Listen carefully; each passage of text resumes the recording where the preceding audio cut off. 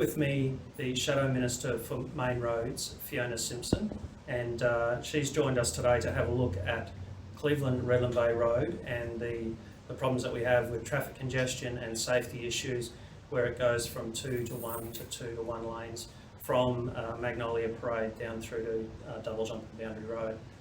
So we've talked about what we need there and the LNP commitment to fight for funding for this road, and we're delighted that Fiona has come out to see the road for herself.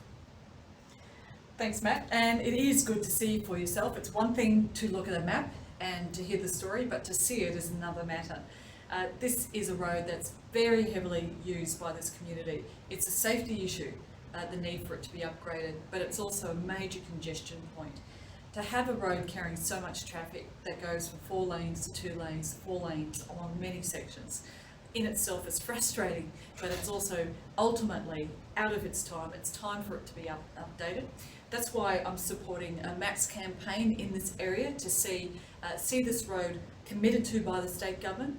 Under the LNP government, we had a plan, and we still have a plan for this road, starting with the sections that need to be duplicated and the intersections that need to be upgraded. And we're keen to see this government commit to a plan to ensure that the works are progressed. Now, you said earlier that the plans and the funding was already there before this new government was elected. If that's the case and they do decide to go ahead with it, has all the surveying and all the fussing around beforehand, has that already been done and they can go straight into the roadworks? There's already been design work done on most of this road. The section that was funded, regardless of strong choices, the section that was funded was the Anita Street intersection, and there was already design work that had been rolled out across the rest of those 2-lane sections, ready to be progressed.